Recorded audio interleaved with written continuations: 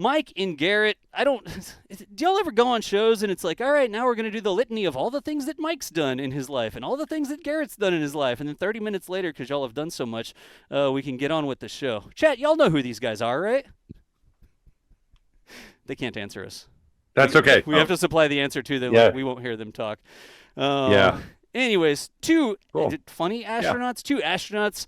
How do y'all like that to be said? Former astronauts, retired astronauts, recovering astronauts? What do y'all say?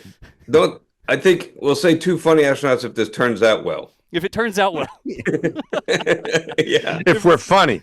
At the end of the show. Yeah, we'll come back and edit what y'all are at the end of the show and see how the viewers react. We haven't done an episode of Two Funny Astronauts in quite a while, Garrett. I know, and I get lots of people complaining that, I've had episodes. All of the viewers, the 3 or 4 people that were watching. Yeah. Really, we had a lot of viewers. I get asked that pretty regularly. When we got, so this is another episode, sort of, that we haven't done one in, and it's got to be at least a year, right? Oh yeah, I think even longer. I think it was 2021 was the last one I saw. You'll have a YouTube Holy channel and cow. podcast and all that stuff. Well, that's when we did a bunch of them. I think we might have had one. I don't know. But anyway, it's been a while. So it has been a while, and we're still looking for a sponsor. So if anybody out there has got a lot of money that they. Not even a lot of money. We don't need much. A little money. We don't even need. We don't need much. We need the. Well, hey. We used to say what? How about I just turn it over to y'all and let y'all go ahead with the show here? Yeah, but I think before we go any further, Garrett, getting back to this Two Funny Astronaut thing, we want to warn people that we're not claiming that we're funny, right? No. What are we claiming? What? We're claiming that we're funny for astronauts, which is not saying much, really. Hold us to that standard. Yeah. Not like that we're funny people. Right. We're just funny for astronauts. It's a really low bar. There you go. That's what he's always said. Has a really low bar. Wow, we're right back into it now. Yeah, it's like it's been over a year, but it's like we never left. Yeah. Well, you've got a lot of interesting books behind you, by the way. Yeah, I'm reading all. My gosh, it's really. One really interesting book that I'll tell you, it's right over here. You can't see it; it's just off the screen. Is your book? You came up with it. Oh, my new one. You don't have my new one. No, it's right here. I'm telling you, it's right. Really? It's right. Here, it's like here you go. That's what it looks screen. like. Right. Oh, there it is. Little moonshot. Yeah, it's just there. All right, I got it. That's my hint. I've got to send Garrett my new book. I don't think I've sent it to you yet, and it's. I got to get that out to you. It's your own signed copy. I'll buy a copy. I got book money. You got book money. That's the thing. Okay. That's the thing we got. I really like that line. That's all right. I got book money. I can afford books. That's right. Yeah. So anyway, so that's that. But you have a lot. I wasn't trying to get you to talk about my book by commenting on your books. I actually can see them very clearly. You have a very high def camera. I'm reading all this very interesting stuff. Yeah. Very, very nice variety of things and some other cool things back there. So we should probably talk about something that's been going on for, it's been an exciting year since, however long it's been since we've done one of these, Garrett. But you have some very exciting news about what you did to report from just this past week, last week, a few days ago. Right? Why don't you tell us, what were you doing last week, Garrett? Well, yeah, Friday. I just got back here to Los Angeles. I was at the Cape for the Axiom 3 crew launch. This is the third private space flight up to the International Space Station, all three under the auspices of Axiom Space, using a SpaceX rocket, the Falcon 9 Dragon, launching friends of ours. This mission was commanded by Mike Lopez Alegria, who also commanded the very first Axiom mission. And in between, we had Axiom 2 commanded by Peggy Whitson, two very good friends of ours. And so Mike asked me to come down and be the crew family escort. Which is, back during the shuttle days, we would regularly send astronauts down to be with the families during the launch and also during the landing and splashdown. In fact, you did this for my family. I did it for a lot of flights. I did it for your family, and we have a whole episode from Two Funny Astronauts. I think the first one talking about your mom. How is your mom, by the way? Is she doing all right? Yeah, she's doing, Yeah. Okay. She's doing that okay. Could mean so that means she's doing pretty well. Yeah. How old is your mom now, Garrett? Now 82. She's 82. That's nothing. My Uncle Romeo, I'm going to his birthday party next weekend. You ever met my Uncle Romeo, Garrett? Yeah. Yeah, he's like 100 now, right? 101, baby. He's 101. 101 on Saturday. Wow. Oh Wow. Happy yeah. birthday, Uncle Romeo. Let me say I'll that let right him now. know. I'll let him know you said that. That's But okay, fantastic. so you were a family escort for. Should we? Maybe we should explain a little bit about what's going on with these Axiom missions. Where you think a little bit Yeah. different. You say like these are actual private astronaut missions, where Yeah. in the first two of them, some rich dudes paid mainly, right? And then they had some Well, Saudis and the first one was Mhm. a bunch of private individuals that Right, they each had significant net wealth, I right, guess you could say. But the last two have been the second one was kind of a mix. We had John right, Stoffer, who was also a private individual, but then right.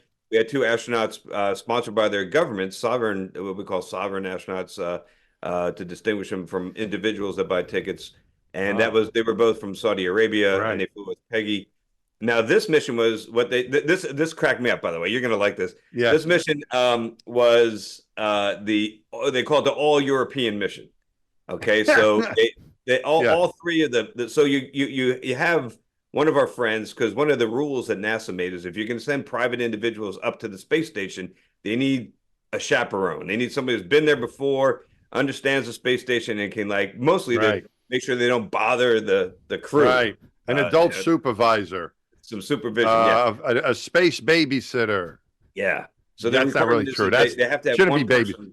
A chaperone, But yeah, someone, a commander who's got experience, which is what you want in every mission, just about. right, Right. exactly, yeah. Yeah. So that's their requirement. So Peggy and Mike have flown with these guys. Right. But on this mission, it was they got Mike Lopez Alegria, who, as you know, is a man's man, a man about town, a ladies' man, a international man of mystery, is how I like to describe the guy. And there you have it in a nutshell. That's right. Yeah. And he so the other three people, we had the very first Turkish astronaut, the very first person from Turkey to fly in space. Very exciting. He was up there, and his family was very proud. And then we had only the second Swedish astronaut, Right. Marcus. He was up there. Yeah, and Krista Fuglesang was on in my astronaut class. That's right. I saw Krister. Oh, how's he doing? He was down there. He's doing great. Oh, great. He's looking good. I think he's moisturizing a lot. He's doing well. Yeah. Well, he's up there in Sweden. He's back in Sweden, I think, right? Did he tell you where he's living? He's Sweden. Yeah. He's moisturized. What does that mean? Was he sweating?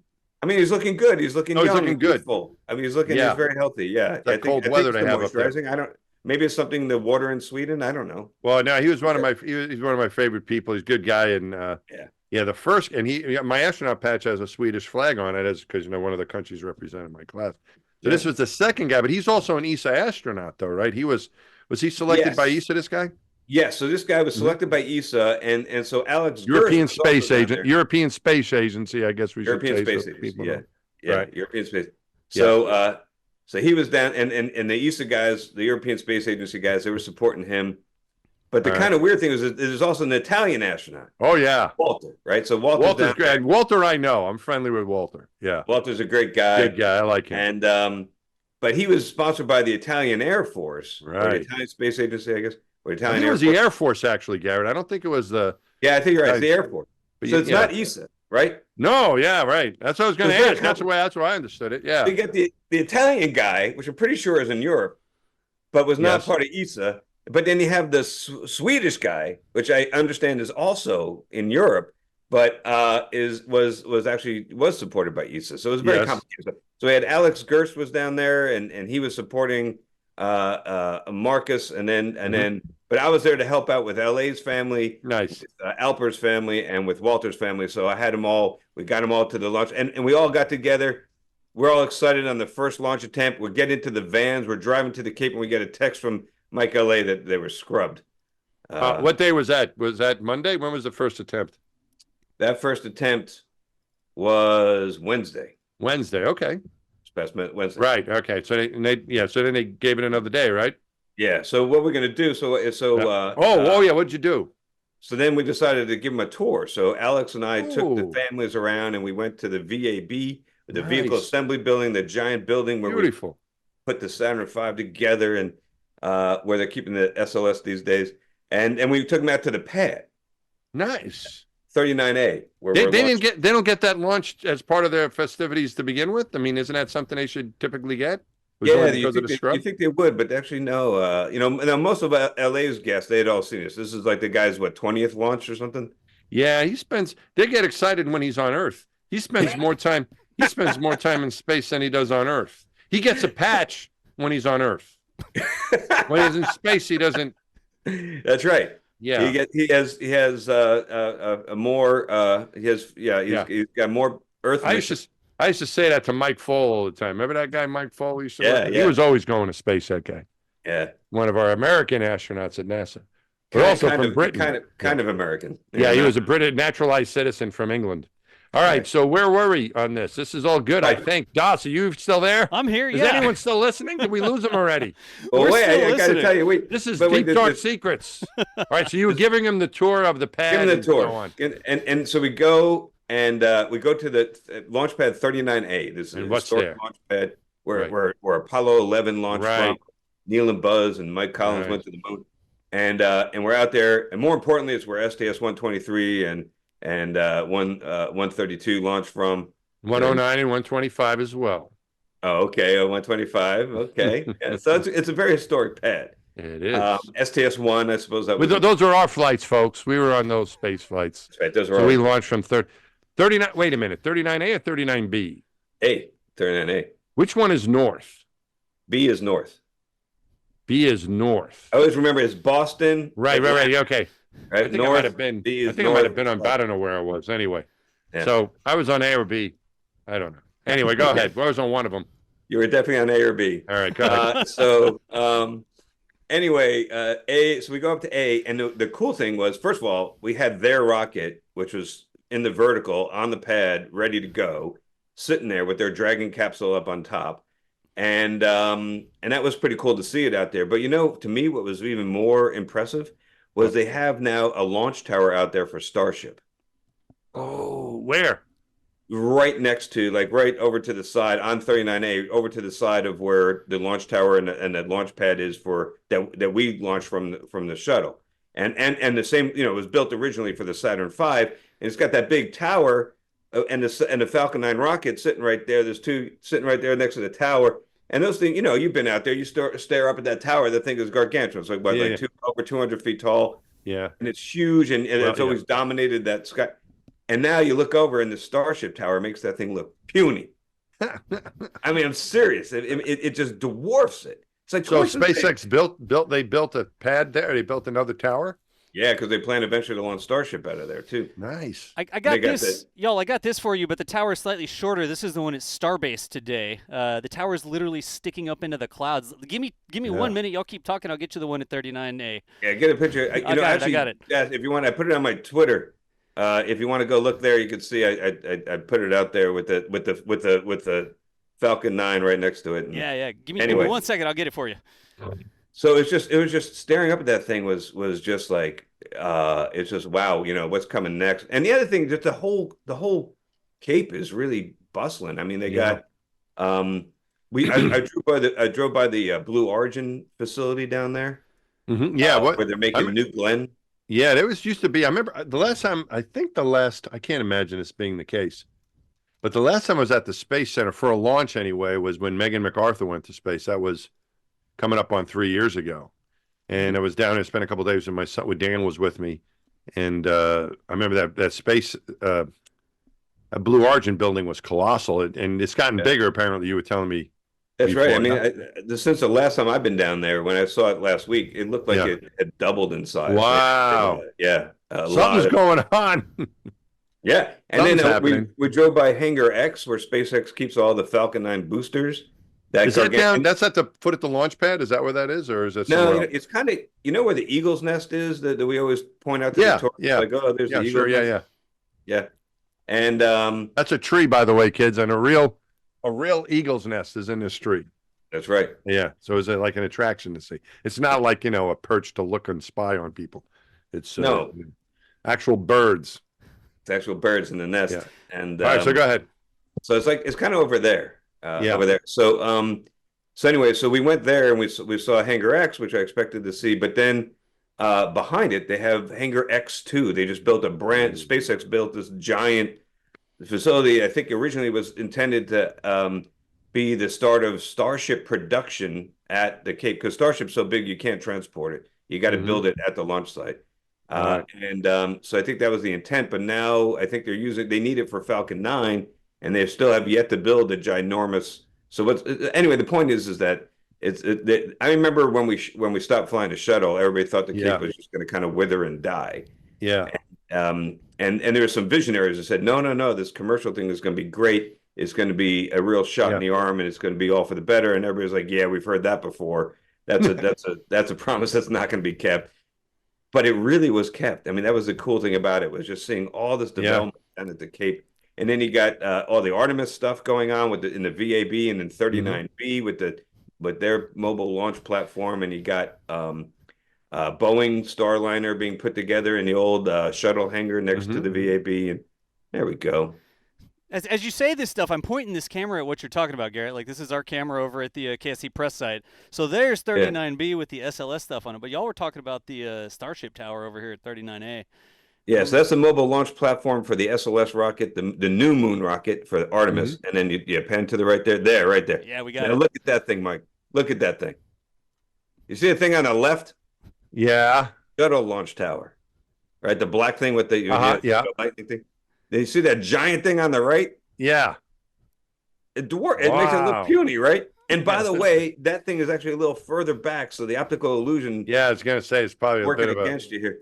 Visual effect going on there. They built that, and I think that's a new big LOX tank there. Yep.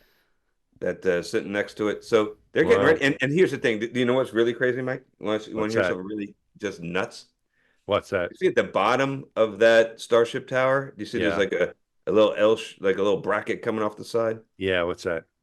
Those are what we call the chopsticks. So those are two arms that can move up and down and in and out.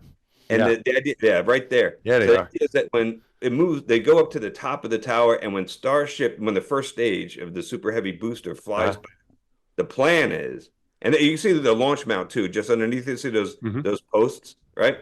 So the plan is that when Starship super heavy booster flies back, that this Mechazilla giant chopstick thing is going to go up and grab it and catch it. Wow. And stick it right back on the launch platform, fuel it up, ready to go again. Wow, that's great. How are you going to get it underneath the grid fins, right? That is great. How are they going to get it there in the first place? I don't know. Hey, this is Garrett. You're talking about the chopsticks and the OLM, the launch mount and stuff. This is a live view from Starbase down there from one of our Starbase cameras, showing the whole shooting match. You can't see the top of the tower because it's in the clouds, but there's the chopsticks. I got closer cameras, but it's raining out there today. Snooping around at the workers down there. Yeah. Oh, you know how it is. I mean, that's really cool, Garrett. I think that it's hard. I mean, I think it's hard to really express to the folks listening unless they've gone through this sort of, but just to share it with them of how the Cape was such a cool place to go when we were flying space shuttles. And then after the shuttle program, it really did take a hit. It just wasn't as much work there. But now it's back. It's just rocking down there again, probably more so than it ever has, because before it was just NASA doing stuff. And now you have these other companies that you've mentioned, a few of them down there. Yeah. So it's pretty exciting, I think, to be down there. Probably it's a happy place again, isn't it? It really is. And, it wasn't that way in the beginning. It was very depressing. Frankly. It wasn't good. The last few years we were astronauts back, when we were after the last shuttle flight until, when things started happening again. It really was different. All of our launches were taking place in Russia with our people. And, a couple unmanned, uncrewed missions were going up, satellite launches and that stuff, but still just wasn't the same as, sending people to space again and these other big rockets and everything else. And so we were talking about, I don't know if you want anything else you want to add about that, or you want to maybe talk a little bit about it. Oh, I do want to tell you a story. So I was telling you about the European. Yeah, your day off. Yeah. Okay. You got the Italian, you got the Swede, right? You got the Turkish astronaut, right? Right. And then you get Mike Galloway, right? Yeah. So Mike Galloway, and he's representing Spain, I guess, right? So Mike Galloway, they made a beer called El Comandante with him in the Spanish flag, and he's like doing this whole, and he's wearing on Axiom 1. He just wore an American flag because, by the way, he's an American citizen, right? He went to the United States Naval Academy and was a NASA astronaut, a Navy government pilot, employee. Yeah, military officer U.S. in the United States Navy. U.S. Navy, exactly. United States, yes. Not the Spanish Navy, not the No, Armada. that's right. He wasn't in the. Yes. So The Armada. he's not a conquistador. He's one of our guys. So anyway, those guys weren't good, by the way. nah. So he's over there and he's got the Spanish flag on this mission. He's got the Spanish flag and the American flag. He's got an American here, Spanish there, I think. Like he's setting sail for Queen Isabella. Exactly. Yeah. And so they're making it. They're playing up the European missions as all European because there's Mike Galloway. Yeah. Representing Spain. Yeah. And here's the thing about LA, you know this, not only was he a Navy pilot and a NASA astronaut and stuff, but the other thing is, you know where he grew up? He grew up where did he grow up? Because he says Boston. Is that where he grew up? No, he's got family back in Boston. But he grew up in the OC, right? In the what? Oh, no, that's a C. Orange County? OC, Orange County. Really? Mission Viejo. Really? It's a Spanish-sounding name, but that's where, I think he might have been born in Madrid, but he grew up in the OC. So I give him a hard time about that all the time because he's his father was from Spain, I thought, right? His father was legitimate. Yeah. Spain, yes. And his family, but he grew up in the OC, and he's making this big deal about being the Spaniard, right? And so then he comes off a paycheck's a paycheck, Garrett. Yes. Yeah, I know, we all have our niche, I guess. So anyway, he comes off the helicopter. So the crew comes by a helicopter to the shuttle launch facility, the giant runway there at the Cape where we used to land the space shuttle. It's 15,000 feet long, this ridiculously huge runway. Right. And they bring this helicopter in with the crew, and they land. And I'm there with the families, right? So I got, his immediate family, all the immediate families of each of the four guys. Yeah. And the Teslas are sitting there. They're getting ready to drive them to the pad. And they come out of the helicopter and they stand. And by the way, the press, and this is getting a lot of attention because in the Italian, Turkish, and Swedish presses is a big deal. Oh, sure. Tons of them. And they come out of the helicopter and they're arrayed before us. It's standing in echelon there, the four of them. And all of a sudden, Mike L.A., his phone rings. And he takes the call. Yeah. And we're like, what are you doing? Is your family saying goodbye before you launch into space? And you're taking a phone call. And he's got his phone up there and he looks at us and he goes, it's the King of Spain. And it was. It was the King of Spain. Did you answer? I didn't even know Spain still had a king. No, There's a lot of royalty over there still in Europe. Wow. Actually, so the King of Spain calls him up. King of Spain. Wow. The King of Spain calls him up. And what I did answer was, so after he hangs up the phone, I said, hey, it's good to be the king. It's the King of Spain. Shush. Yeah, it's the king. That's pretty good. Anyway, did you tell the king that you grew up in the OC? And he's like, the OC. I never heard. You're out there in California. I didn't know it was called the OC. When did you discover this, that it was called the OC? It was a TV show. It was? Yeah. What was it, one of those housewife things or something? Dats, back me up here. Help me out with you. No, I know what you're talking about. I know what you're talking about. I don't. Thanks. Never seen the gang sign sort of thrown up that way, but Wow.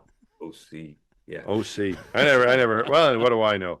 Well, that sounds pretty cool. So you're at that launch, and this is pretty significant. There was a lot of.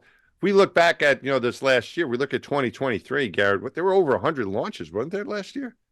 From the Cape, there were almost 100 launches just by SpaceX. Just by SpaceX, I think at over 90 and close to 2 a week. It's just insane cadence. Yeah. And next year, I think their goal is to get to about 130 launches, which is SpaceX alone. Yeah, and that's for Starlink and Starship and Falcon and all that stuff. I think that was just Falcon launches. So Falcon and Falcon Heavy. I think Dash, you got the number. How many was it last year? Just under 100, right? And I think it was over 90. I remember. I don't know if it was quite 100, but they had two right in a row on the same day. I remember that was pretty cool. Yep. They had it's pretty amazing the pace that they got going down there. Yeah, and the reusability is just Yeah. they had one booster that got to 19 they used it 19 times, Wow.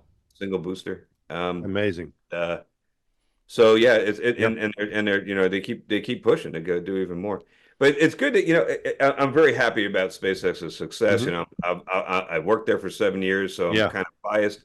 I love the guy, I love the company, I love the guys that work there. It's great, but I do think honestly, it's good for the country to have a little competition. So I was actually Yeah. rooting hard for Vulcan to be Yeah. successful, and that was cool to see that And they launch. just had a launch. They launched the that private moon spacecraft, right? Wasn't that what they launched? Yeah, they did, Yeah. which it didn't end up that well for the Oh, spacecraft. but the Vulcan worked well. That Vulcan is another from the United Launch Alliance is another That's right. launch vehicle, another rocket.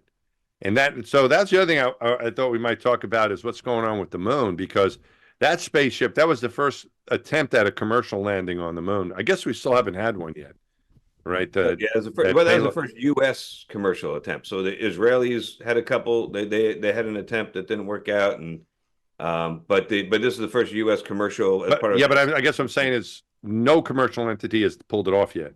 Is That's correct. that true statement? That's So, correct. but we've had two other countries in the past year that have landed a spacecraft on the moon. That's right. India. Mhm. That was pretty bad. It was at the end of the summer, if I remember right. That was a big news, that one. Yeah, And in Japan, a little bit more under the radar. Japan, I thought we'd be hearing more about that. But they also made it, but I guess they had a little bit of trouble. They did land though. But I think they were having a little trouble with the they did a spaceship. successful soft land. They Yeah. became the fifth country The fifth ever to do country. that. So Yeah. that was a huge accomplishment. And it was a pinpoint landing. I think very accurate. Yeah. And they did get the rovers out there, but I think they're having a little problem with the power generation at Yeah. the base there. But that shouldn't in any way detract from incredibly successful mission. Great accomplishment. And yeah, so now 5 countries. And a year ago, there was only 3. And now there's 5 that have done it. Yeah. U.S., Soviet Union before Russia, Mhm. and then and China. Yeah. So yeah, that's pretty cool. And now we have a few more commercial attempts coming up. I think China, Intuit Machines. you gotta give them some props because they put a rover on the far side, Yes, right. And they put up a way to communicate with it. which we should educate everybody there. That's not the dark side. Not the dark side. Pink It's Floyd. the far side. Yes, it's the far side. So the moon, sun shines on it. It's just out. We can't see it from here. whenever we see the new moon where it's all dark and the moon is you can't even see the moon in our sky, it's all dark. Guess what? The far side is all light. That's why. It's one of those amazing things. We've got an eclipse coming up this year, right? That's gonna. I mean, we've got eclipses all the time, but a couple a year. But this one's going to come across the United States, right? So. Right. But the thing that is amazing how all that works out, like the sun, even the eclipse, right? The moon is large enough, further enough away, and large enough that, compared to the sun, that it perfectly blocks out the sun. The alignment, the size, and the alignment of it, and it orbits and it always shows the same. It orbits and rotates at the same speed, so that it only shows that one side. Yeah. To us, that's why we call the other side the dark far side. It's always far showing, side the moon always presents the one. And you know why that is, by the way? Tell me. What? Tell me. Tell you. It's gravity gradient stabilized. So in other words, yes. the moon is not the perfect sphere. So the bulgy part of the moon is points towards the Earth because it's got a stronger gravitational pull. Isn't that amazing? Yeah. The way that all works out like that. I don't know. It's pretty cool. Yeah. It is pretty cool. All right, so what are we talking? We're talking about people going to the moon. So this is now we're gonna have another. I think Intuit Machines is the next one that's going to try a commercial flight there. I don't know. They were supposed to go like mid-February. I don't know if they decided to wait a little bit after what happened with the was it the Peregrine, the one from Pittsburgh, Astrobotics or something like that. I think the name of that company was. I might be messing that up, but I mean, Astrobotics did the Peregrine out of Pittsburgh.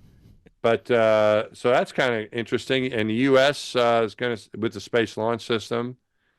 Now that's been delayed for another year, right? So those guys are going to be hanging around for a while.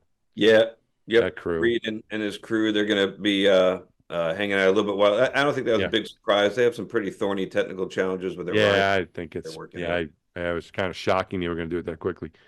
Mhm. And then we had some Starship launches last year, Yeah, and they were spectacular. they sure were. And they got more coming up, I would think, right? Yeah, that thing's So such a beast. I mean, you saw the launch tower there. You know, so yeah, the SLS was the most powerful rocket ever successfully flown. right. I think it has, Das, correct me if I'm wrong, but I think it has 8.8 million pounds of thrust at launch. So from Do the that, calculation, Daz. Figure it out, will you? Real quick on the fly. It depends on how many Yeah. engines turn on when they launch it. That's how much thrust it has. no, the SLS. Oh, SLS. Yeah, SLS. Yeah. All the engines turned on. Yeah, they all turned on. I think I got it somewhere here. But anyway, yeah, here it is. Hold on, I'll get you the right number here. That's 8.8 okay. million pounds of thrust. Yeah. So by that metric, it's the most powerful rocket. Now, the Saturn V still, I think, beats it as far as payload to orbit because as the current SLS, I think, has a bit underpowered upper stage. But anyway, they're trying to fix that. But Mhm. the point is that it's a big rocket, and it Yeah. finally broke the record that the Saturn V held in that regard. So Starship, we talk about Yeah. 8.8 being over about 1 million pounds more than the Saturn V. Starship, when it launches, if, as Das pointed out, that all the engines turn on, it Sorry. happened the first time, but it happened the second time, all of them turn on, and that's 17 million pounds of thrust. Wow. Right? You That's go like- somewhere with that. It's like twice as powerful as the Saturn V. That's insane. Wow.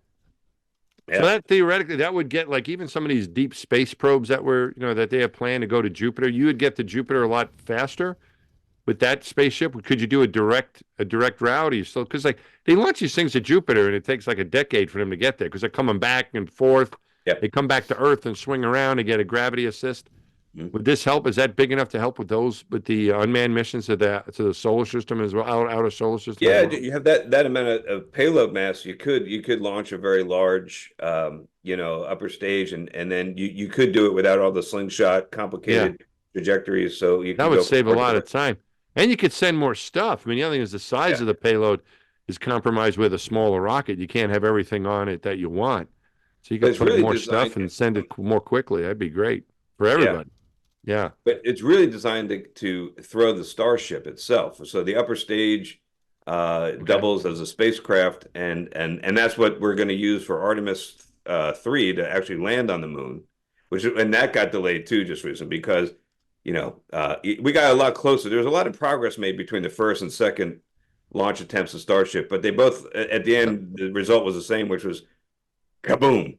So all right, but okay, let's straighten this out here. Yeah, So yeah. we're talking Starship. Are you talking the launch vehicle and the spacecraft on top?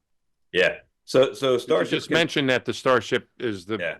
they're also what we call the vehicle on top, the spacecraft that will land on the moon.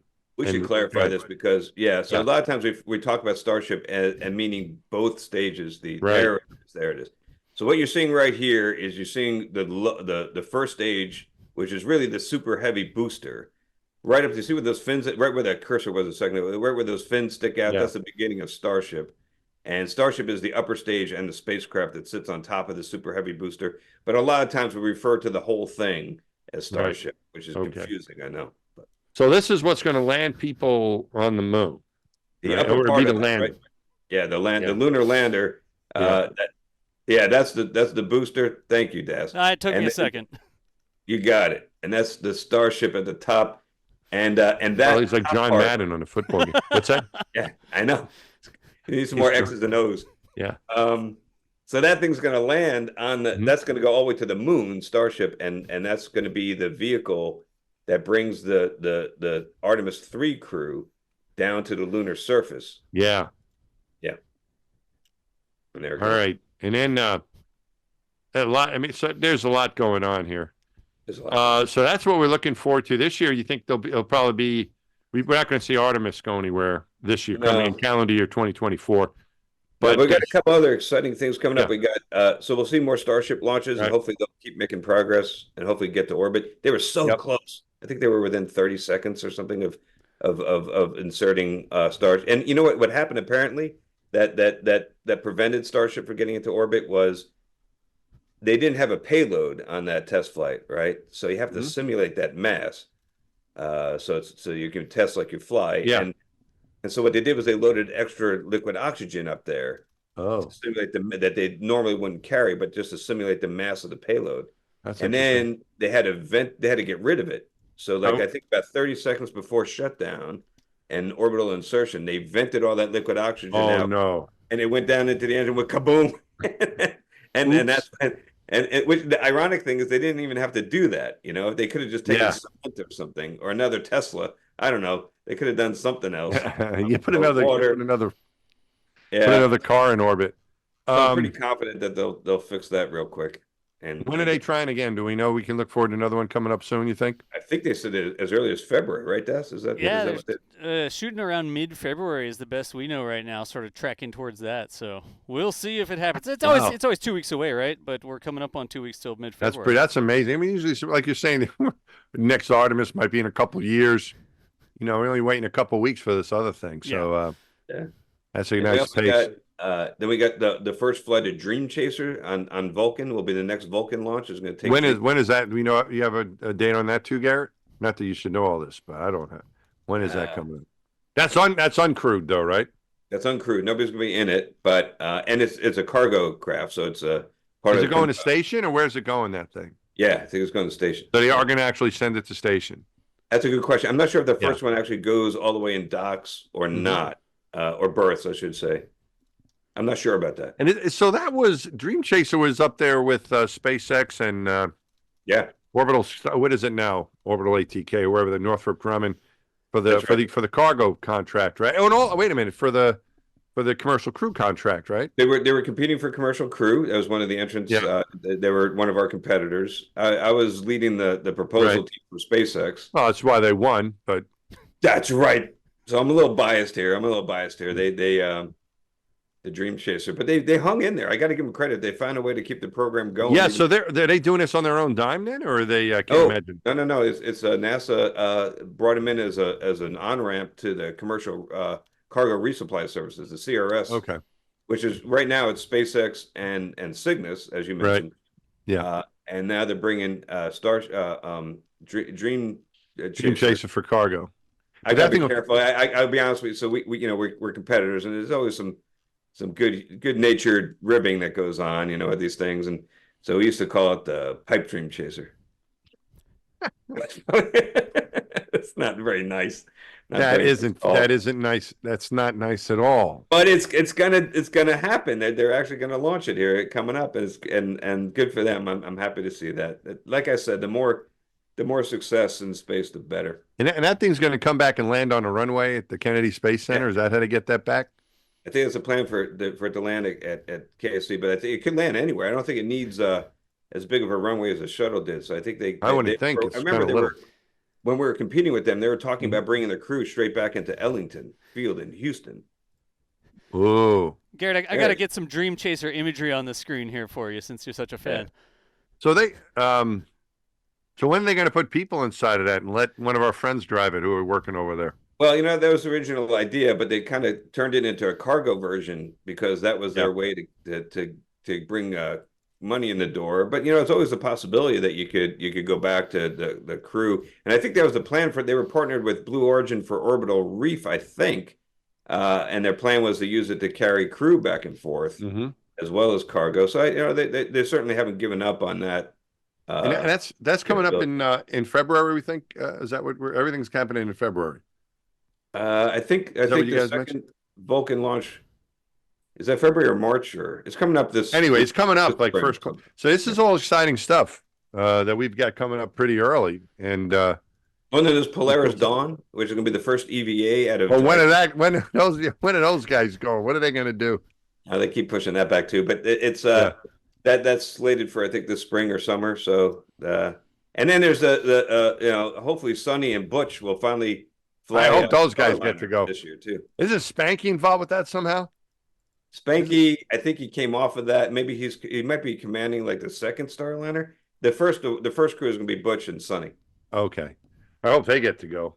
Yeah, soon enough. They've been waiting a while, so it'd be good for them. They're hanging in, man.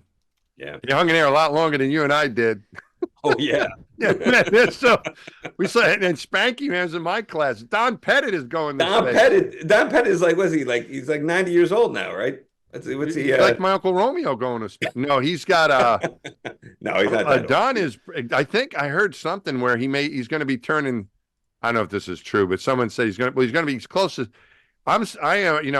he's a bit older than I am. He's like, I think he's in his late 60s already. So he may end up turning 70 in space, as someone told me. Oh, wow. So that's really quite if you think about it, I don't know, it's really changed a lot in the astronaut office, right? Where guys, they seem like, I don't know, but like the classes before ours, like the class in 92 and 90, those guys, they flew like 4 or 5 times, I think, pretty quickly. And then they got out of there like in 10 years, with 4 I mean, I don't think I'm exaggerating. They seem to fly a lot. And then our class came in the 96 class, and you guys 98 and so on. And it wasn't as many flights for us, it seemed, but but those guys are still there. But we can't really complain because I think that's no, I'm not complaining. That's the only reason we got hired is because I hired so many. Oh yeah, right. That's right. They're like, oh, we have too many astronauts. Oh no, you don't. Right. Yeah. I'd be doing something else. That's right. Open the floodgate, man. Yeah, let the people in. Yeah, it's a much better way to go. No, I'm just commenting that they've hung around a lot longer. Yeah. I don't. There was a couple out, but even like Jerry Ross. I mean, Jerry was selected maybe like I think in 1980, and he left. Well, he was there over 20 years easily, right? But he must have left like in 20. Geez, how long was he there? 30 years. So maybe that's not that long. But my class arrived. It's going to be 28 years or. Yeah, it's going to be 28 years, and they're still there. Yeah. 28 years this spring or this summer. Yeah. So anyway, those guys keep flying. How did we get them? Hey, speaking of milestone and birthdays, we got the Kelly twins, Mark and Scott Kelly. Yeah. Turning 60, right? Yeah. And I think we're both going to their party. We're going next month. Yeah. I saw you on the RSVP list. Yeah, I saw you as well. So yeah, I'm going to that. I think that should be fun. I think it'd be great. What are you going to get those guys? I was just going to ask you. What I was thinking of getting them the same thing I got last year, which was a gift card to Target. What are you going to get them? I don't know. I think I saw a note saying they don't want we just want you to come. Don't worry about bringing a gift or. Give me your book. Yeah, I've already sent it to Scott. You did. Scott actually gave me a quote for the back of it. Oh, there's a quote on the back of the book. So I've got quotes on the back from the book from Scott Kelly, Joe Torre, a mutual friend of ours. Yeah. William McRaven. Do you know this guy? Admiral McRaven? Yeah, Admiral. Yeah. Great guy. And Mayim Bialik from The Big Bang Theory. Oh my host God. of Jeopardy. So those are my 4. So I sent one to Scott already, and but he's got an early version of it because he gave me a quote for it. But that should be fun. We're all getting older, man. Hey, if I would have known you get a free book, I would have given you a quote. I'll give you a book anyway. Don't worry about it. I've got book money to cover. It's right here. It's right. It's just off the. Right there. Yeah, no, don't even say, what is that, thermodynamics or something like that. You'll scare people. I recognize a lot of those books as I'm looking around. It's pretty good. That engineering mechanics one just over your head. That one right behind, you see that thing behind the patch, sort of, the brown one? No, keep going. Keep going. One more, that one. Actually, Simone's. That's my wife's. Are you serious? Yeah, that was her. Yeah, I remember. I think that's the same one I had when I was a sophomore at Columbia, and looking at that, I still get the shakes. This is classic. You must have used this. Oh yeah, the astrodynamics book, Bate and the other guys. Yeah, Mueller and White. Yeah. That looks pretty new. Have you ever looked in that book? Yeah, doesn't look like anyone's read that one. I got a couple copies of this actually. I got this recently. I got another one in my office. Okay, yeah, I've got one of those, of course. Yeah. My first year in grad school, I got that one. Yeah. That's how you always tell if a book is useful. I think you look at if the binding of it is all worn up, worn down. Now kids don't even buy books. No, college students, I don't think they rent them or they get them online or something like that. So things are different now. But so where were we? We were saying a lot of interesting things coming up, and maybe we'll talk about one more thing or so, and then we'll Oh, go wait, to wait. see Also, I if, got another yeah. question about the Kelly party. You think that, what do Oh you yeah, think? sorry. What's that? So I'm looking forward to it. There's going to be a lot of fun people there. And, Yeah. but I'm just wondering, do you think they're going to have a bounce house? Because I really hope, because that was fine. The last one they had one, that was great. There's a story there that you stumbled on that you don't even know. Scott Really? Kelly came over I think it was, geez, like one of my kids. It must have been Daniel's like third or fourth birthday. And so Scott came by with his girls. He had two daughters, and I'm sorry, I'm getting mixed up. Mark has the two daughters. Scott came over with Samantha, his oldest kid, and so anyway, so he comes over, and they had the bouncy, and so he and I go in there with the kids, Oh no. and the thing starts wobbling. The kids are really smart, so they get out of there. He and I start wrestling in the thing, and it tips. And we're like stuck underneath this thing with the thing, the air machine's still going. So, but that apparently my daughter and I were out in San Francisco, and Scott was there. Scott and I were doing a talk at the same thing. We went out to dinner with him and his wife, and she was saying, my memory of you that I'll always have, he says to Scott, is you and my dad trapped, in the bouncy machine because you guys were like fighting because we started like screwing around in there. So if they have one, that'll be fun. I hope next month that we get. I would love to get to see that a reenactment. That'd be fantastic. That was also a line we used, Garrett, in one of our very first performances. Two funny astronauts. Do you remember this? The astronaut reunion of 2002, or 2000, not even 2002. Okay. The astronaut reunion of 2000.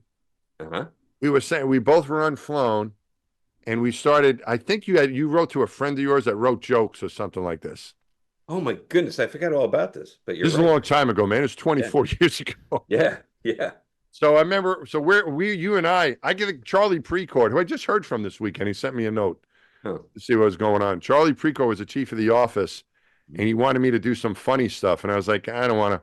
I mean, I'll do it, but I need some help. So I recruited you, and That's you right. and I went out there and did a little bit. And one of the things we said were like something about we want to go to space so we can find out if it's flat or round. And Charlie Precourt says, the Earth's round, guys. And we go, how do you know that? We're all kidding around here, by the way, Dots. This wasn't a serious conversation. Boy, right. You're gonna go viral. We had like I remember there was like Astronaut says that the Earth is flat. No, we were just joking around. But like Buzz Aldrin is there. Remember all the Buzz Aldrin was at this thing, and sitting right in front of all the old guys are right in front of us. Now we're the old guy. At least I'm the old guy. But Buzz Aldrin and Scott Carpenter was there. Those guys were still alive back then. They're all at this party. And you and I are trying to entertain him. And so Precourt goes, I go, how do you know it's round? He goes, because I've seen it from space. And then we went into, oh, yeah, there you flown guys go. I know this and that because I've flown in space. You don't know anything. And then we went into a bouncy thing. Yeah, so they have the bouncy over at the Ballooner Festival, and we were bouncing up and down on the moon bouncer. And Buzz Aldrin comes and says, yeah, that's all right, but it's not like being on the real moon. Remember that line, Garrett? Yeah, I can't believe you remember all this. There's a lot. Das had no idea that we were going to be talking about moon bouncy, those bouncy things. But so the Kelly brothers party should be pretty good. Yeah, I look forward to seeing you there. Maybe we can we should do another one of these, Das, after the party. Let you know what happened. Oh, I bet we get some good material from that. Hey, that'll be good. Happy to support. That'll be a good party. And then, is there anything else you want to say about that, Garrett? I had one other question for you. No, that's fine. Go ahead. Well, you do a lot of interesting things, and one of the things you mentioned to me, and one of my students, and now our friend Drew Foystel as well, is working for one of these commercial. You want to talk about that, right? You're okay with? Yeah. That'd be we one of these. So what's going on, which is kind of cool, is all related to a lot of things we've been talking about, is the commercialization of low Earth orbit, which the Axiom flight is a commercial flight, is a private astronaut flight, but it's a commercial flight. For commercial enterprise primarily, right? There's all those companies those countries that do anyway. So, but we're trying to turn the low Earth orbit into a commercial enterprise, correct? And Axiom is one of those companies that's doing it. Mm-hmm. How many are there, by the way, now? How many officially are in the game? There's at least 1, 2, 3, at least 4 companies serious about Who do we got? making a commercial space station. So We we got um, Axiom, got Axiom when their Orbital plan is Reef. Orbital Reef, and then you Are you got looking this up? Are you Googling this right now? It looks like you're looking at your computer. No, I'm trying to think. I'm All right, trying to okay. think. All So, right, but that's why we have there's you. We have Orbital Reef. Who's that? Is that Blue it's Origin? complicated because they just consolidated. It is So I think complicated. Northrop Grumman ended their project or joined up with NanoRacks and Voyager. Is it? There's another NanoRacks led effort. Okay. So I think NASA awarded contracts for development of a commercial low Earth orbit destinations. And I know that so Axiom has their own contract that's kind of separate because they plan to start out attached to the ISS, Right. and then when ISS is done, they plan to separate and have their own space station. So they have a different plan. But then there's these other companies, Blue Origin and others and Sierra. I think they're teamed up with Orbital Reef, and then you got the NanoRacks, and I think they're teamed up with Lockheed or Northrop. I always confuse those two. I'm sorry. And then it's Vast. And then there's Vast, which is with the company I'm working with. That's other than you and Drew and one of my students, Tycho Bogdanovich. Did you run into him? You didn't run into him. He was out at Vast over the summer. Yeah. And I told him to be on the lookout, but I don't think he had a chance to come. I think he saw you or wasn't able to come by and say hi. I went by. So there's Vast on the screen there, and Vast is working, and Vast we hope to be the first. So we got a good relationship with SpaceX, who's pointing out there, but Vast has this Haven 1. There's a picture of it right there. Yep, there you go. Haven 1. So and we want to get this thing up in space by 2025, I think. So it's are they building it? Are you guys actually? Yeah. We're doing component testing and who's making it for you, Garrett? Are you guys is Vast making it in house, or are they going to the Italians? No, the primary structure and everything Vast is making in house. There are components that we're acquiring, like the propulsion. We're getting from a company called Impulse Space that is actually led by Tom Mueller, who's a former SpaceX, one of the founders of SpaceX. Mm-hmm. Now, there's a lot of SpaceX at Vast, I got to tell you. Like that's how I got involved because one of my former SpaceX employees in my group had a question for me about that window, and so I gave him some suggestions, and she passed it on. I guess they liked my suggestions, and they said, "Hey, how about you come and be an advisor?" And so I'm on this advisory team, and then Drew just joined recently, and he's there too. Yeah. So we're working down there trying to get them ready to fly. And the other thing that's cool about Vast is the plan is eventually to spin not only the spin this one, but only at a very slow rotation to get a fraction of a G. But then eventually the follow-on to this is a much more ambitious space station. That's what we call the stick. It's this big thing that's starship diameter size, and it tumbles over like a baton. So you get up to 1G at the ends, and then you can have a continuous variation in gravity level as you go towards the center, all the way down to zero. So that's all right. So I just want to clarify one thing. I said the Italians making it for you. They made a lot of pressurized volumes, right, for the space station. Alinea in Italy has done this. I've gotten guys, so I thought maybe you guys were working with them. No, but Axiom. So they're building it for Axiom. Yeah. All right. So I have a couple questions for you. If you show that picture again, that thing looks about the same size as a space station, the diameter of it anyway, as a space station module. And from what I remember, what I thought was the reason the space station was that diameter was because it needed to fit in the payload bay of the shuttle. Yep. Is that, or is there something, or is it the same diameter, or is that bigger? It's about the same, and its size. Yeah, there you go. Good job, Des. Mm-hmm. It has to fit in the fairing of the Falcon. So okay, so that's why it's that size. It's determined by that, which is roughly equivalent to the shuttle payload base. So yeah. So then this other ginormous one that sounds like something out of the 2000 movie, right? 2001, sorry, the Space Odyssey movie. How big is that? What's the diameter of that thing? Yes, maybe you can find a picture of it on the. It should be on that same site, I think. But it's so that's that one. We need Starship. to be able to launch that one. So And then it's that way too big to sounds, fit under the fairing of the Falcon. How's but that? in order for it to There generate it that is. much, Yeah, check that out. and that thing rotates. Yeah. So, how big are we talking? Are we talking a couple hundred yards or from end to end of that thing or 100 meters. Yeah, website 100 meters? says 100 meters from end to end, I think. 100-meter long spinning So stick about the space size station. of the length of the space station. Correct. Yeah, But it about the same moves. length as the ISS, but it rotates. Yeah. Yep. And so the gravity is that for the health of the crew, or is there another reason for it?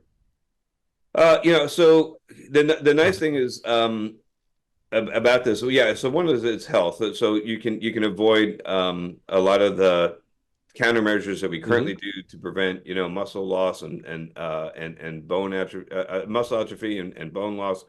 And also things like the sands, the issue we're having with vision deterioration due to being micro, and other things that are popping up, like the possibility of reverse vascular flow and thrombosis.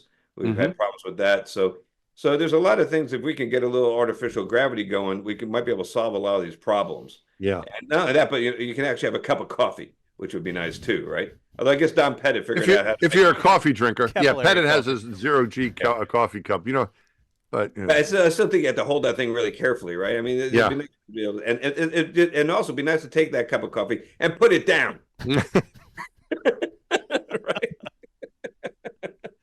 Hey, So you can do that. Garrett, which way does this thing spin? Does it spin this way, or does it spin this way, or like it spins flat with the solar panels? That's a preliminary design. I'm not sure exactly. I think it spins in the plane of the solar panels. Gotcha. Yeah. Yeah, it's got to spin like a frisbee, right? If you just rotate it, do a roll with the cabinet, and that can You help. wouldn't get anything. Yeah. It says it's 7 Starship launches to put this thing up. Yeah, The but those Starship launches are gonna be dirt cheap. So that's a great thing. No, I mean, really, this is the kind of cool thing about Starship, is that it enables stuff like this, because if it does achieve promise, so if Starship will be the first 100% reusable. So Falcon 9, we still throw away the upper stage. The shuttle, we threw away the external tank. So Starship is supposed to be 100%. Yeah. And if it achieves that and it's affordable, then the price per kilogram could drop down to the hundreds of dollars. I think Elon was quoted saying like $10, but even if it could achieve let's go, Garrett, a couple hundred, that's amazing.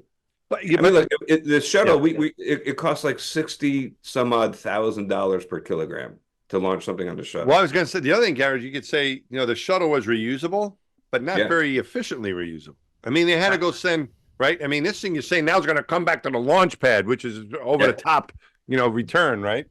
But the shuttle, they had to send a crew of people out there on a boat to go pick up the solid rockets and bring them back to and they were out there for this thing wasn't just, this was way out there. They had to go out there days ahead of time, right? And not only that, but did you ever see like the videos of those scuba divers had to go and put the plug in? Yeah, they had to go in there and float it.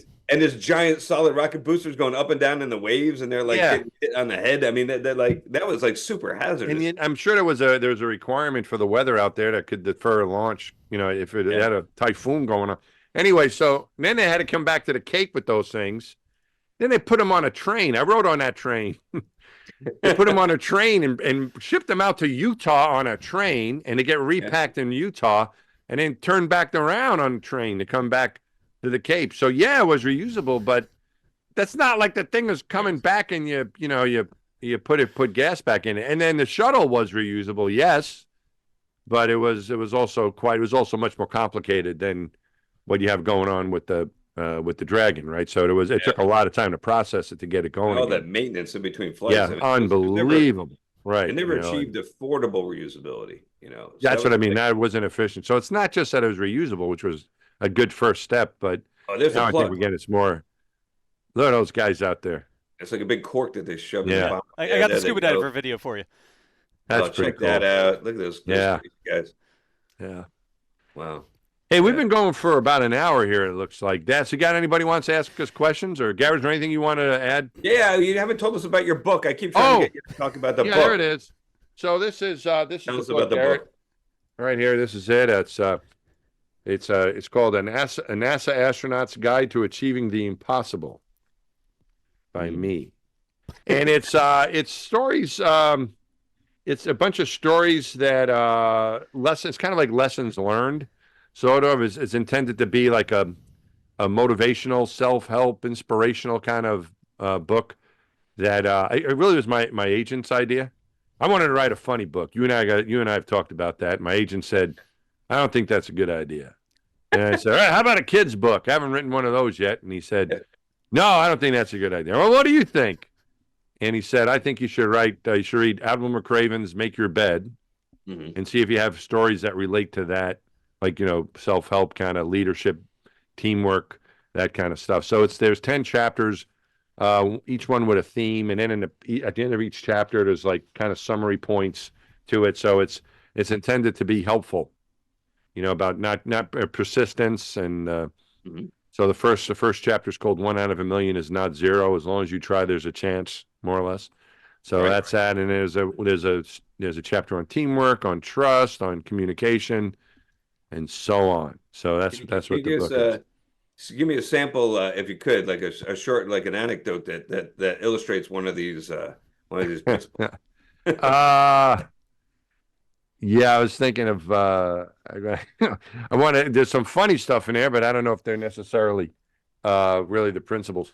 So I guess let me think of one. There's a story one that I tell in there about teamwork. That remember we had to take that swim test before we could go off to swim training and to survival training in Florida, Pensacola. Yeah. So we had to pass that swim test, and I was not a very strong swimmer. So I remember I got that letter in the mail. They say that, and they said, "Please practice your swim skills." I'm like, "Oh crap!" But luckily, I was already accepted as an astronaut, and they did not ask us whether or not we could swim during the interview. So I was like very happy about that. At least they didn't give us the swim test as part of selection. I think they just assumed that you could swim. It's like, can you make a grilled cheese sandwich? We don't have to ask that. There's certain life skills, like riding a bike, that you should know, right? So I was like very happy that there was no swim test as part of selection, but I was also somewhat horrified that I was going to have to embarrass myself in the water. So I practiced as much as I could getting ready for this, but I was still like, this is one of the first things we did you had to pass that swim test. So for those listeners out there that are wondering, the reason we had to pass the swim test was in order to go to water survival training with the Navy. And we needed to go to water survival training because the aircraft we were going to fly in, the T-38, had an ejection seat. And if you bailed out over the ocean, I need to sneeze. Yeah, excuse me. If you bailed out over the ocean. If you bail out over the ocean, you need to sneeze? Need to sneeze, then that's okay. But if you bailed out over the ocean, you might end up, you're going to end up in the water, and you have to learn how to survive in the water. And also the shuttle had a bailout scenario for aborts that, if you ended up in the water, you needed to survive in the water until they can come get you and save you from this thing that you had from ejecting out of the airplane or jumping out of the shuttle or whatever. So in order to go through that course with the Navy, you had to pass a swim test. And apparently people would show up at NASA without good swim skills, and they'd send them to the Navy, and the Navy sent them back and said, "Teach them to swim before they drown." So you had to have this proficiency. And so I practiced, but I still wasn't feeling good about it. And when I showed up, because, here I'm coming in as a civilian like you were, all these high performing military people. And it's like, oh man, what's going to happen? So I think it was like at the end of our first week, and we were getting ready to start, really get into our training the second week. And Jeff Ashby comes in. He was our class sponsor, Jeff from a previous class. He says, "All right, I want to remind everyone that we're going to start our training next week, and the first thing we're going to do is the swim test." And I was like, "Oh man, all the things. So can't we have a math quiz? Why does it have to be the swim test? Is the first thing we're going to do." Yeah. And then he goes on and it's going to be on Monday, right? We're not wasting any time with this. So he said, "All right," then, because they wanted to get us to those survival schools. That's one of the first things we did, right? So anyway, so he goes, who are the strong swimmers in this group? And we had Heidi Piper, who was a Navy diver. Yep. And Laurel Clark was also a Navy diver. Mm-hmm. Piers Sellers raised his hand. He Too. did. He learned to swim Oh, very, the English way. When he was a lad in one of those fancy schools in England, they taught him how to swim, with the breaststroke very easily. So I so think it's come going to on, swim across the channel. he could do that. The way he did it, it would take you a couple days, but he'd be able to do it. Yeah, yeah. So anyway, they raise their hands, and then Ashby goes, okay, who are the weak swimmers in this group? Don't lie. We need to know. So I raised my hand, and surprisingly, so did Charles Kamada. Oh, really? Charlie Kamada. Yeah, the two of us. Charlie grew up in Queens, and we didn't go in the water where we grew up. We're not going to go in the water around New York City. You remember we were at the Intrepid one time? We're doing this show and we look over the side of the boat, and you see the people in kayaks out there, and you go, Yeah. are those people nuts? I go, Yeah, why is I that? remember- As soon as they fall in that river. Do you remember that? I remember you look at them and like you were These like, people out of their minds. They don't go in get the them water. out of there. Right. Throw them a life preserver. Right. Get them out. What are they doing in there? Are they nuts? They're going to get splashed with water and get tetanus. Yeah. So we didn't go in the water when I grew up. Neither did Charlie. And so we both raised our hands. And so then Jeff went on to say, okay, everyone else who didn't raise their hand can go home for the weekend, but the strong swimmers and the weak swimmers are going to stay after class. And you're going to arrange a time to meet at a pool on Saturday, over the weekend. And the strong swimmers are going to help the weak swimmers, because when we go to the pool on Monday, we don't want anyone to leave that pool until everyone passes the test. So Piers was your instructor? Piers was one of the people that volunteered to help. Oh, he was so nice. Yeah. Yeah. And like I said, we had some of these guys already with the Navy qual. I think Dan Burbank, Coast Guard guy. Yeah. So, but then we all showed up on Monday. We got through. But the point is, when you need help, when you can give help, you give it, right? But also when you need help, I learned it was important to speak up, because if you're trying to hide, I'm not good at something, and then that surfaces at the wrong time, that's not good either. And so there was never really any shame at saying that you needed help, because everyone's going to need help with something. That's right. So that's one of the chapters, for example, one of the stories. That's a great lesson. That's a great story too. Yeah. Yeah. Hey guys, real quick. There's more in here. There's Real quick. Yep. We got that link, Mike, pinned in chat. So folks that are watching the show right now, or if you're watching afterwards, we've got the link. You can click on it right there. I'm going to put it in chat a few more times. And you'll know I'm going to look at the number of people who click on this, and I'm going to go back and try to look cool to Mike and be like, hey, Mike, this many people clicked the link.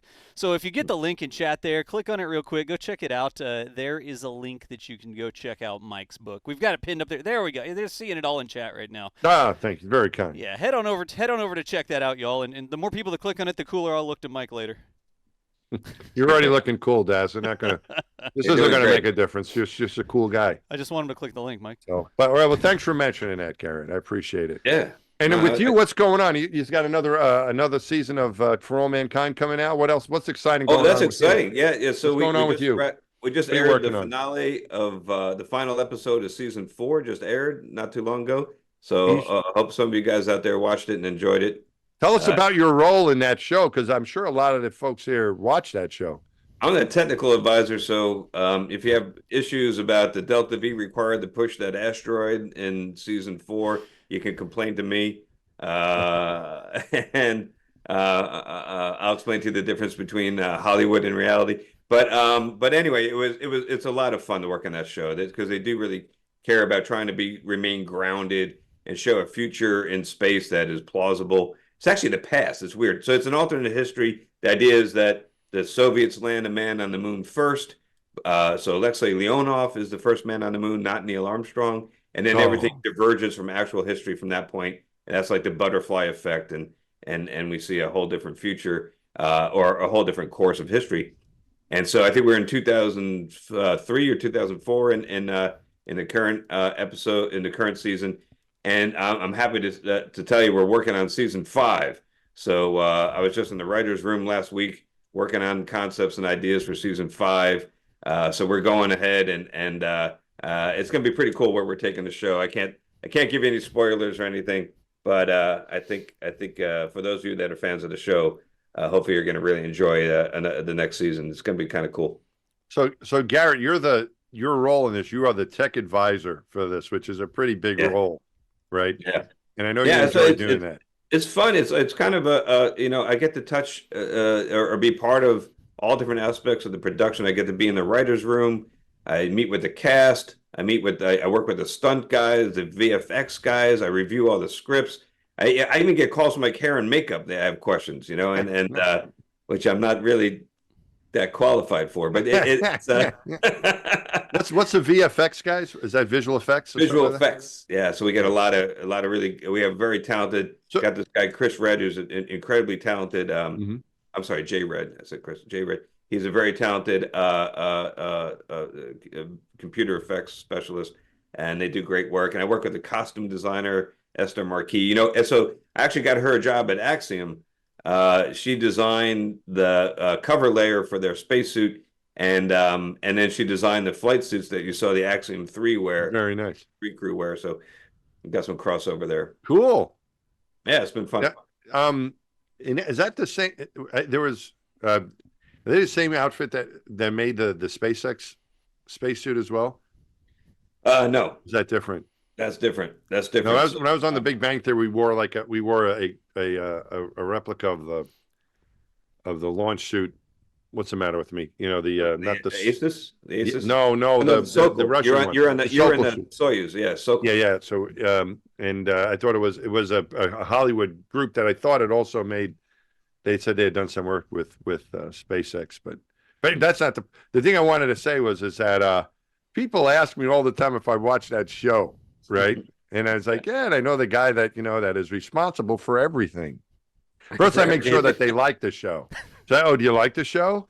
And they all say yes, and then I tell them, well, my friend Garrett is involved. Do people come up to you a lot and ask you if they've seen the show, and then you say yes, and I'm responsible. I do get that. Yeah. Have you, there's a show I'm watching. You should watch it. I'm like, yeah, I've Yeah. Yeah. yeah. Oh, that's cool. What? Anything else you want to tell people about? I mean, that's very exciting. Anything else? Oh, want to plug? another thing we should mention is we just a couple weeks ago raised the external tank here at the California Oh, Science yes. for Yeah. Endeavor, and we stacked it up with the solid rocket booster. So Wow. the plan with Endeavor is to display her in the launch position with the solid rocket boosters, the big orange tank, and then Endeavor on the side, just like she was on the launch pad. Yeah. And so far, we've got the 2 solid rocket boosters standing up. We got the big orange tank in the middle. The very next step, which is coming up here in just about another week, we plan to lift Endeavor herself and put her onto the stack there. Wow. Yeah. Is it going to be covered? It's not going to be out in the weather, is it? Are you going to be able to cover it too? They've already wrapped it up in plastic. There's the external tank coming in. Check that out. Isn't that cool? That's a time lapse, obviously. But are you putting a building around it or something, or what are you doing? So the thing is that what they have to do is stack it all up and then build the building around it. Wow. Once the building is built, there's no way to get the Endeavor inside. There Yeah. That's the one I was looking for right there. Oh, there we go. Check that out. So Wow, that's pretty cool. So we got so I was out there when we started lifting the external tank, and hopefully I'll be able to be out there when we lift up. Very exciting. In another week, so pretty cool. But she's all wrapped up in like saran wrap, so it's gonna look a little funny. That's a nice touch.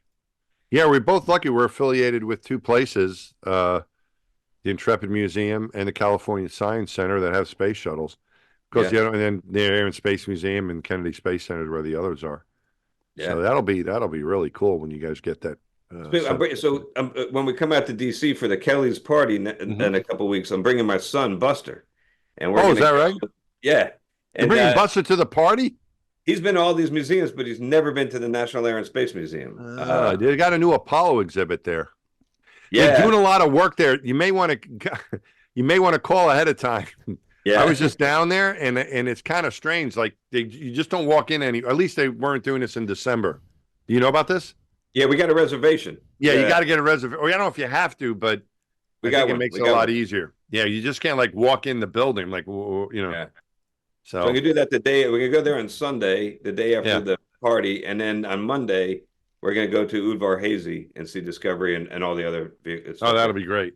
The problem is they've got. I saw their new Apollo exhibit. I think you'll like that too. They're doing a lot of work in that museum. Yeah.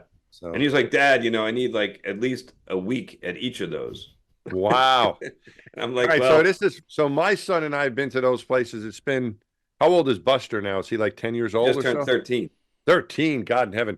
All right. So I think the first time or maybe the last time we were there was, he was about that age. He was about 14. I don't think we've been there together since, but he just, when I was there in December, goes, we got to go there together. So we're looking for an opportunity to go as well. Yeah. To go because he wants to see, he's doing some research now, moon Actually, related stuff. I So remember making my first trip down there when I was 13.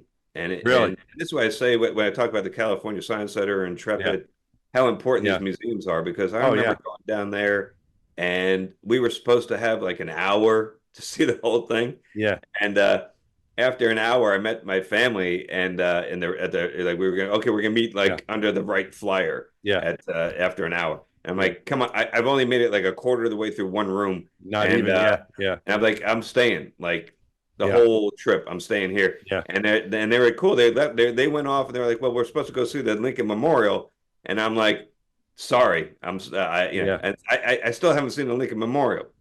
I It's hear still it's there. nice. Still, I can still see it. Yeah, so they came back after the end of the day, and I'm like, I got to come back tomorrow. Yeah. They brought me back the next day. Yeah, I was like that. I didn't get there until I was in no, I was after college. Is the first time I went. Might have been the first time I went to Washington D.C. We didn't go very many places, even though I didn't grow up that far away. Yeah. But no, what a great place. And you're right. I think what I did in New York City growing up. Well, outside of the city, but I went to the when I was little, I begged my parents to take me to the planetarium, to the American Museum of Natural History, and then Intrepid came on board. I think it was like 1981 or 82 is when Intrepid started.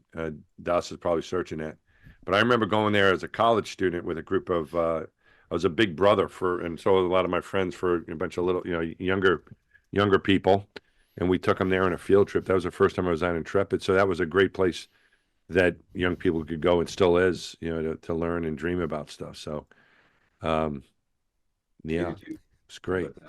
So, do we want to? What else you got? Do we want to go to see if there's a question or two from the audience, or Yeah, we only only got have about time left. We got about 8 minutes left. Yeah, We I got a couple questions if y'all want me Okay. to toss a couple questions in. Go, Yeah. Dad. One of them, thanks for tuning in today. How much fun are these? Wait, I don't think that's a question. How much fun are these guys? Chat, how much fun are these guys? Have y'all been having fun with the show today?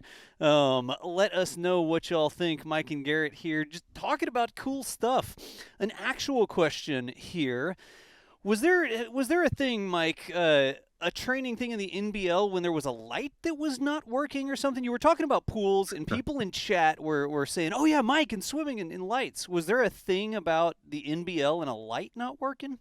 I think what that person is referring to was there was a PBS program that came out, a documentary. I think it was called like Hubble's Amazing Rescue, Yeah. something like that, right?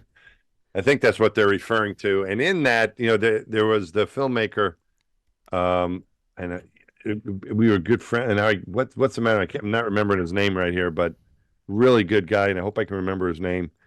Daz, help me out. Filmmaker, I don't know. Look at the producer for a Hubble's Amazing Rescue on PBS, please, if you don't mind. I'm on it.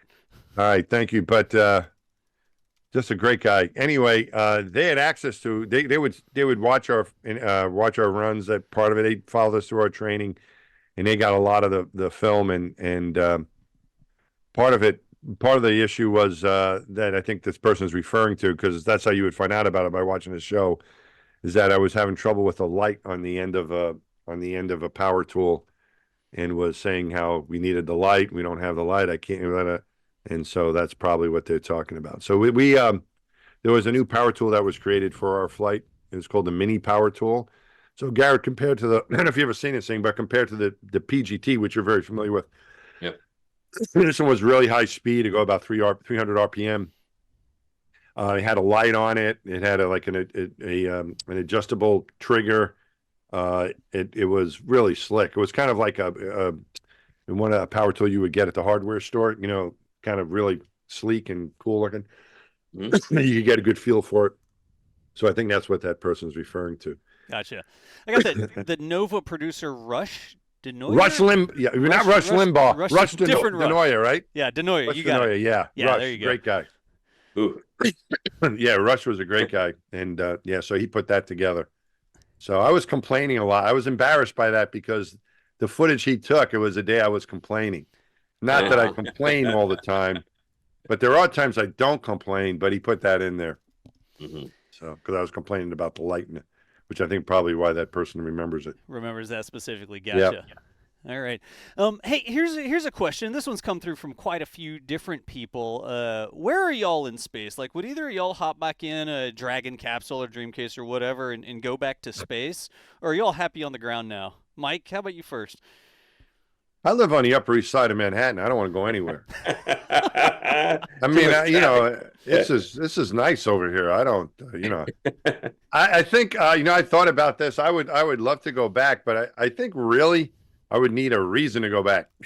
Like if there was, you know, and I'm very grateful for the opportunities I had, but if there was, you know, a mission where I would have some sort of, I think something I felt was really important, whether that even be outreach or an opportunity to do something that that maybe I knew something. If it was like another mission to Hubble, you know, I'd count me in for that. I would do that. Or if there was something special about what I could do, but I think I would need like a real reason to go because it's a big commitment. I mean, I'm not thinking of you just going up for 5 minutes and you show up one day and you fly the next.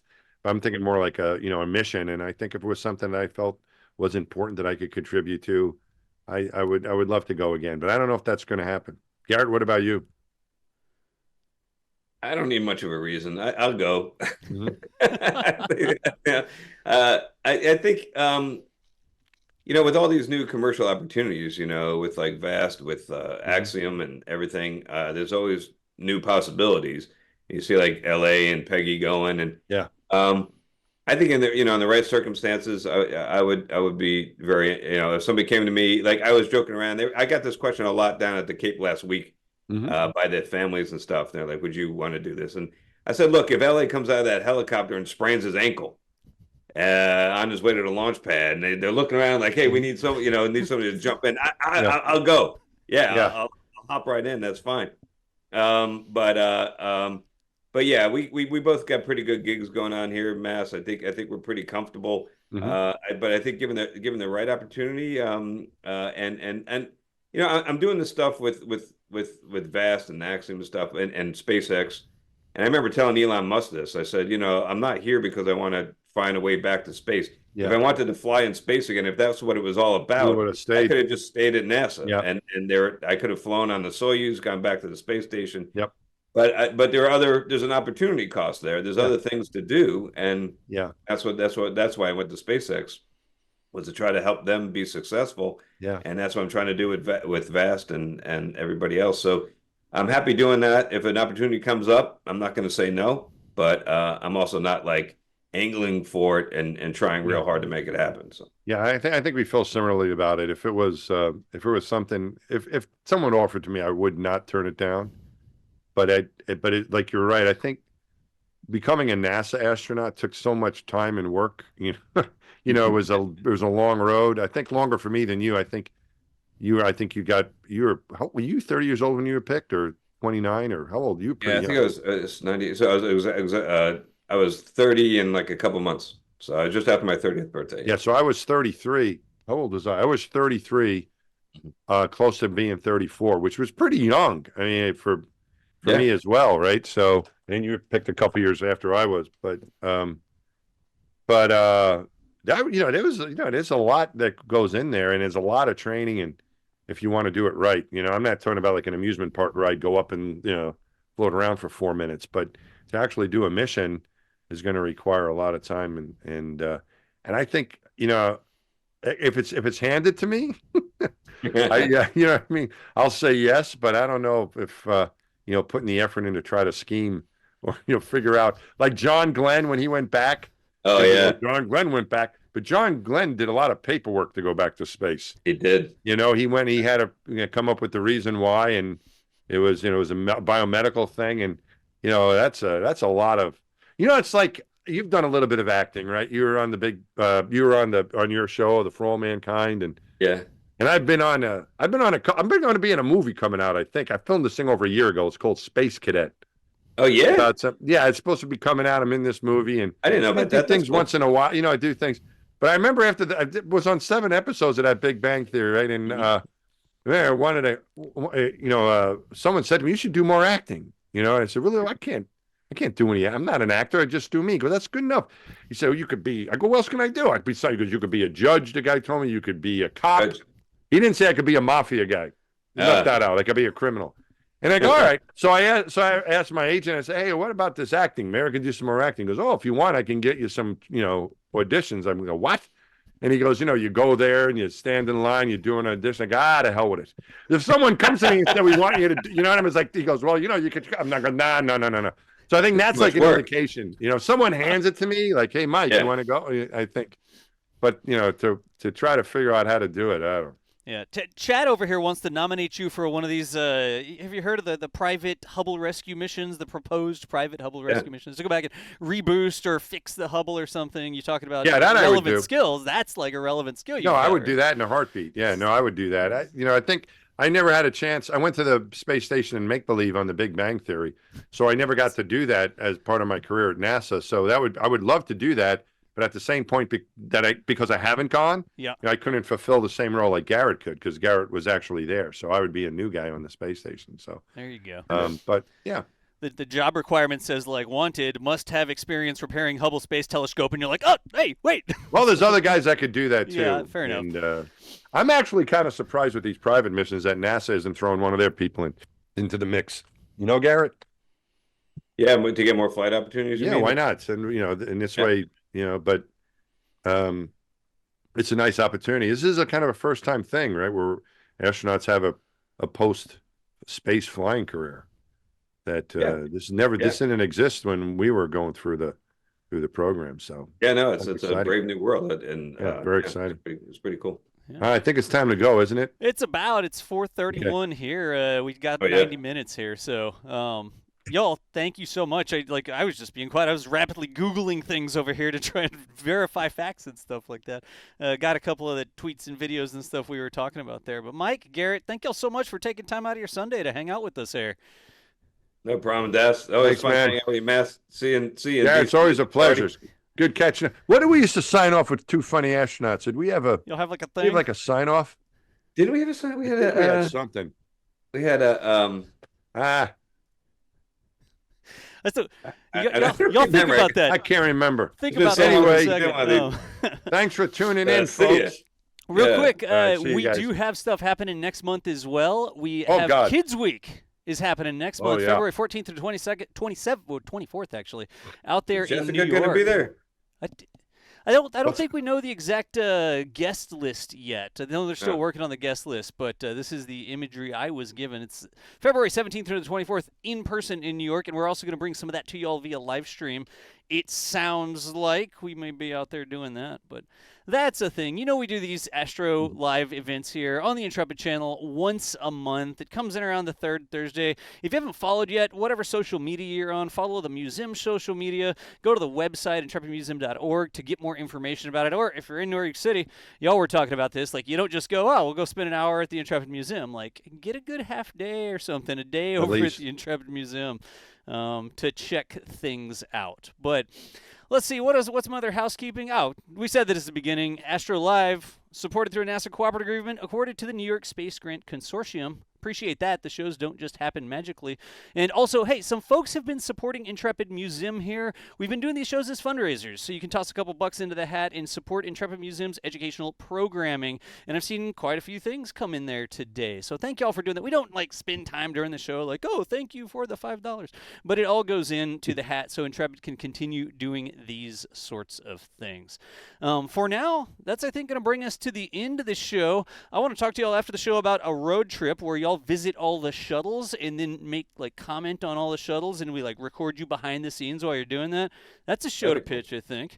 But anyway, you talking to me and Garrett? I'm or are talking to you and people in Garrett. the No, I'm audience? not talking to Chad. I'm talking to y'all. I want to follow y'all around and hear y'all's stories. But thank y'all so much for. You're a brave young man. Hey, we like to have fun and we like space stuff, and you two are definitely inspiring human beings who've given a lot of people a good, at least a good Sunday afternoon here, learning about your experiences with space and your thoughts on what's going on. That is the end of the show, though. We could just wave or whatever, and we will see y'all next time. Mike, Garrett, thank y'all so much. Thanks very much. Garrett, it's always great seeing you, and thanks, folks, for listening to Garrett and I catching up. And Dash, you did a great job. Thanks very much. Yeah, thanks, really, Dash. really well done. Just clicking on stuff and Googling stuff, Mike. You're the best. All right, man. Thank you. All right. I'm going to roll the music here, and make sure you follow whatever channel you're watching. Check out the books as well. It's still pinned in chat. If you go up to the top of chat, you can get another link to Mike's book. Help the little number on my graph go up, the number of people that clicked on it. But for now, that's the end of this week's Intrepid Museum Astro Live, and we will see you nerds later. Thanks for watching, y'all. That's my sign-off. See you nerds later. So. Oh, I thought you were talking about us. No, I'm talking to everybody. Show's over. Bye. We're turning the show off. Here we go.